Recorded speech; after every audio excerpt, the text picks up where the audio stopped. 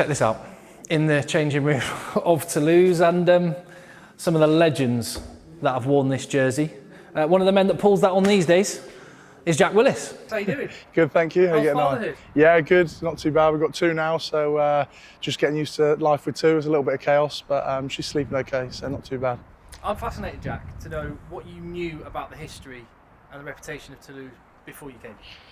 I think when everything happened at Wasps, things were a little bit crazy in England at the time, and then I said to my agent, look, have a little sort of scout out of France. And then when I heard Toulouse were interested, I couldn't really believe it, to be honest with you. I was thinking, well, have they got it right? Are they sure they know it's me? And I think when a club like Toulouse, with the history in the European Cup and their ambition year on year to win trophies, is something that I've always admired. And yeah, having the opportunity to started off with a Zoom call and it went pretty well, and now to be here, it feels a little bit surreal.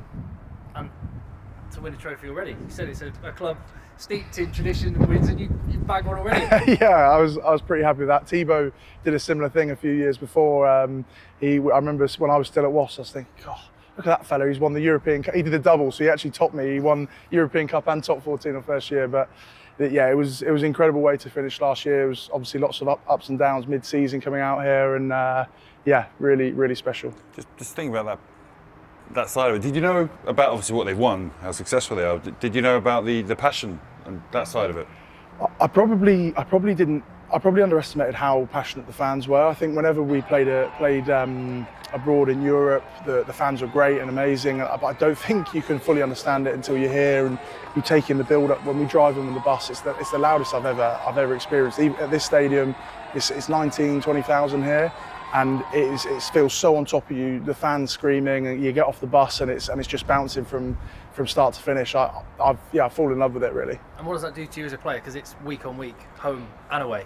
Yeah, I think that's the thing that's quite exciting. I think there's no match that feels like a small game in the top 14, and I think every time you arrive to away, you're getting booed, you've got people shouting at you, and I just love it. I think it's something that you've got to take in and enjoy, because your career doesn't go on forever, and I think they're pretty special moments each week, and I feel very grateful to be running out here, and away games are just as fun.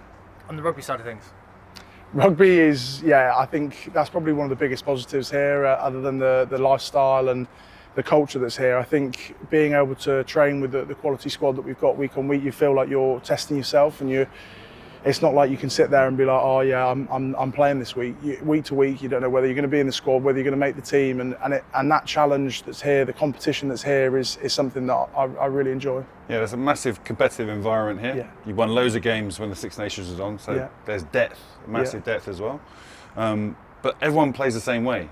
Like when you came over, again, did you realise about that, how this team play, how connected they are and playing the same way? Yeah, I think I probably again didn't understand how they managed to do that, and then I think when you train after a few weeks of training, we almost training intensity. It feels quicker than the game sometimes. It's constant offload. The breakdown is so quick, and you're encouraged to express yourself and go out there, and you're not hounded if you make a mistake. It's like, no, come on, right, try again. Obviously, if you're making a silly decision, you're going to be getting told off, but the focus is in trying to improve your skills, trying to test yourself in training, and I've enjoyed that a lot. I think for the first couple of weeks, I was like, right, I've really got to make sure I'm going after even the basic catch pass skills, offload skills, because that's what this club's known for and renowned for, and playing that offloading, quick rugby is something that I want to add to.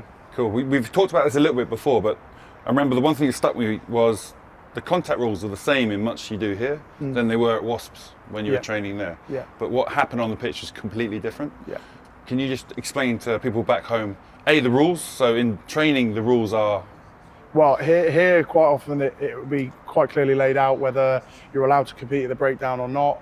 That'll be very structured, and Hugo will keep a nice eye on that and make sure it will call us in. Like what you don't want is someone at 100%, someone at 70%, and that's when injuries happen and things go wrong. So I think quite often most of the trainings on a Tuesday will be a bit more intense, a bit more shoulders on, get in front, and so people trying to get their bodies in front, hold it down. Exactly, stick the tackle. And then towards the back end of the week that tails off. So sometimes on a day 2 we'll be allowed to go after the breakdown, but obviously rules apply. Like in games, not trying to croc roll. It's just normal clear outs, and there's always a bit of a. If the opportunity's there, you go for it. If it's a bit of a cheeky one because it's training, you've got to leave it. So I think there's a good understanding of the level here, and if that sometimes raises because of tensions and stuff in the session, the coaches will pull it in and bring that back down. In those big intense sessions, if the body's not in front, they just can offload, right? You've got opportunity to offload, yeah. Which so Wasps, you did the same thing, but that's where did the same thing, yeah. So in Wasps, the body's in front. Yeah. Down you go. Yeah. If it's clearly not going to be a great tackle, they can offload. They can offload. Now they can do that in the same both environments, but what was the difference between the training sessions that you had talked to me about before? I think sometimes if you have the mentality here is to create the space and go through the space. You've always got people flooding the channels going after it. I think sometimes you could have the intensity in training not get called back, and it raises and raises and raises, and it goes a direction you don't want it to, which did occasionally happen back home. I think here the focus is very much on running those support lines, running those after those offloads. So I think if you don't have two men in the tackle, then there is the opportunity to offload, and people understand that here. Whereas I think if you're trying to leg drive through people, which again used to happen a little bit back home, it just causes a bit of issues in the session. Yeah, a bit of anger. Yeah, and we go back to people adapting and supporting you talked about. So here they practice a lot. When that player does get the one-on-one tackle, how those guys supporting him are in behind, on the side, ready, and he knows roughly where they're going to be. Yeah, supporting them, and they're ready for the offload. Yeah, I'd say so. I think it's something that you've got to make sure you get a balance. So there was one a couple of weeks ago where I've tried to hit the line to get an offload, but if the guy doesn't get the offload, you've got to work hard to get round into that breakdown, because otherwise you create that space. So you've got to make sure you get that balance of, is it really on? Is he going to be able to see me? Because if not, you're better off holding tight, making sure you secure that ruck for a quick ball, and we'll look at it next phase. The better you know the players you're playing with, the more you know he's going to offload it. That guy doesn't do it, so I support him and hit the ruck. Exactly. It's that kind of knowledge from man to man. Definitely, and I think that's the good thing about what we do here with in training is you really get to know each other's sort of strengths, weaknesses. Where the confidence lies in that player, they will be looking to offload, because we are encouraged to do that in sessions as well. Yeah. Sometimes it goes wrong though, right? Yeah, which is the nice thing here is I don't feel like if you do something completely stupid and it's a bad decision, obviously you've got to expect something from the coach. You'll take some flack. Yeah. But if you've made the right decision, it's not quite the right execution. It's like, right, no one even it's get up, let's go again. And I really enjoy that, because sometimes if you're trying to play that way, if you've got this pressure over you just suddenly get the blinkers on. That's all that happens. So I think when you feel free like that, you can actually play in a better way. What's your views on that? Well, I'm just going to pick up on what Jack mentioned a moment ago. He said you get to know each other's strengths and weaknesses. That suggests that maybe Antoine Dupont has a weakness. That's what it is. I haven't found it yet, so I'm still studying that one. The other thing I noticed was that ever such a little grin came across your face when you mentioned the offloading and the handling. Has that liberated you a bit?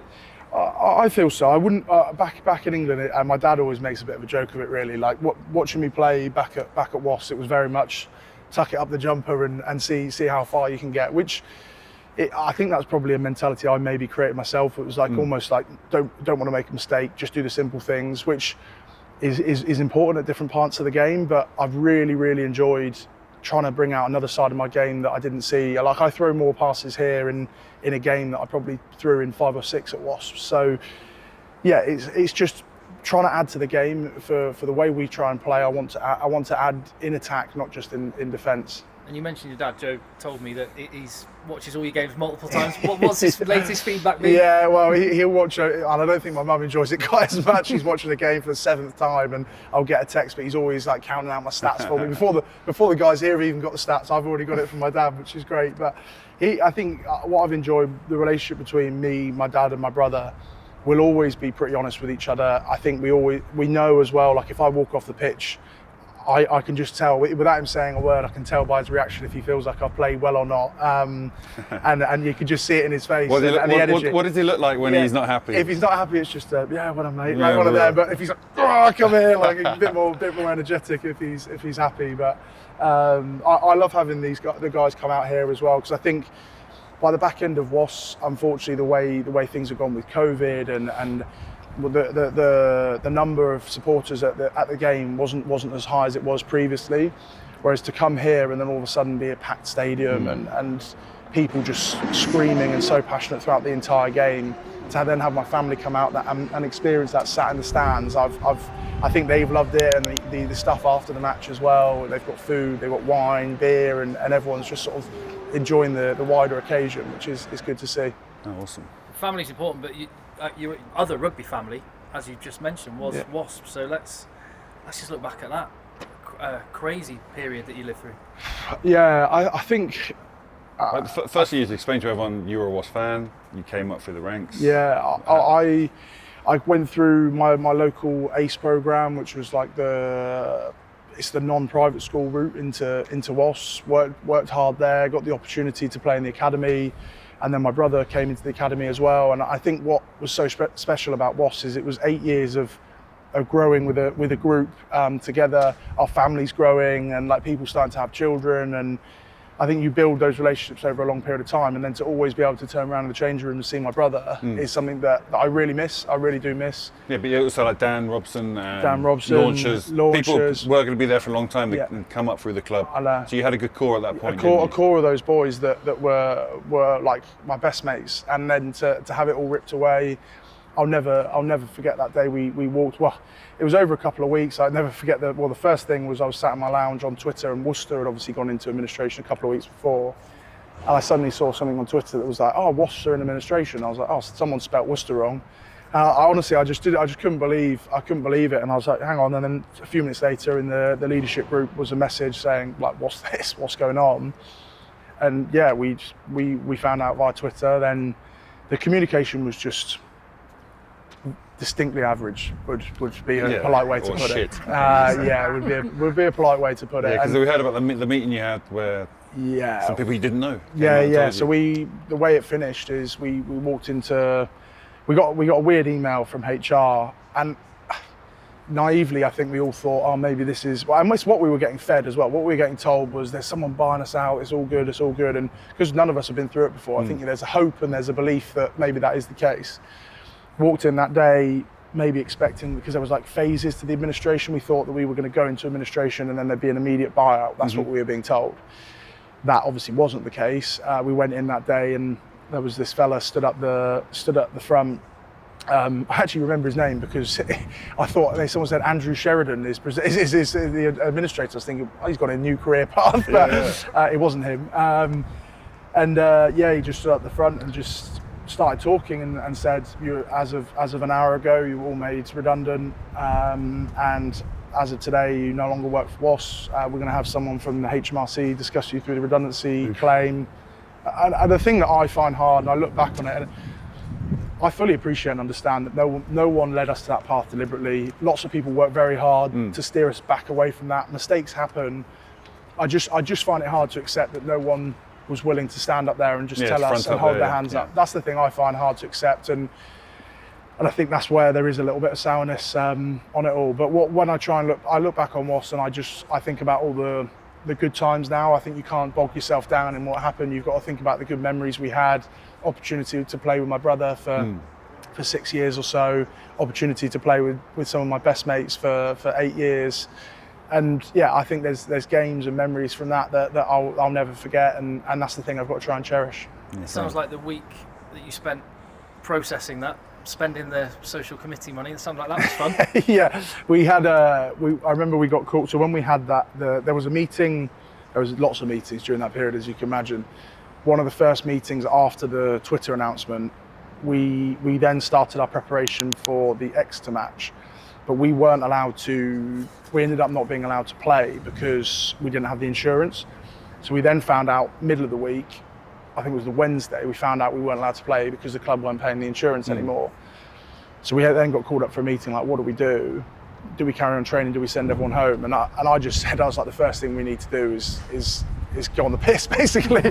let's have a piss up, because though you never know if that was going to be the last one or not. And even when I said that, I didn't think it was going to be the last one.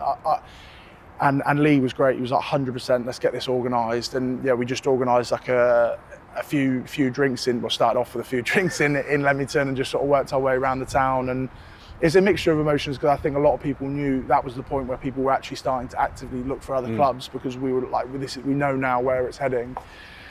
And it was probably quite an emotional looking for social lifeboats as they go. Yeah, exactly that. And it's a weird one, because you get some boys that had loads of conversations, some boys hadn't. And yeah, it's a tough situation to be in. Oof, that's a hard one. And you mentioned the core that you had at the time, but as we've seen since, with the Wasps players that have been scattered, you had a hell of a young side coming through as well. Do you sort of think about what might have been? Yeah, I do. I'm so happy for the guys like Manny playing for England the last few weeks. It's great to see. And I think he actually had his first start lined up the last game that we didn't play. So I think he was starting for the first time in that Exeter game that we didn't end up playing. And it's hard, because you see a lot of those guys that have gone on to do so much, and you just wonder what could have been. That's the thing. But it's all a fantasy now. It's never going to go back to what it was. But I think it's a credit to what the academy system did at Wasps and how strong that was as well. And yeah, sort of living on the Wasps name. You just mentioned Manny playing for England. That's obviously still an ambition of yours at some point. Maybe by a change of the rules, or what, Jack? Yeah, look, I'll never.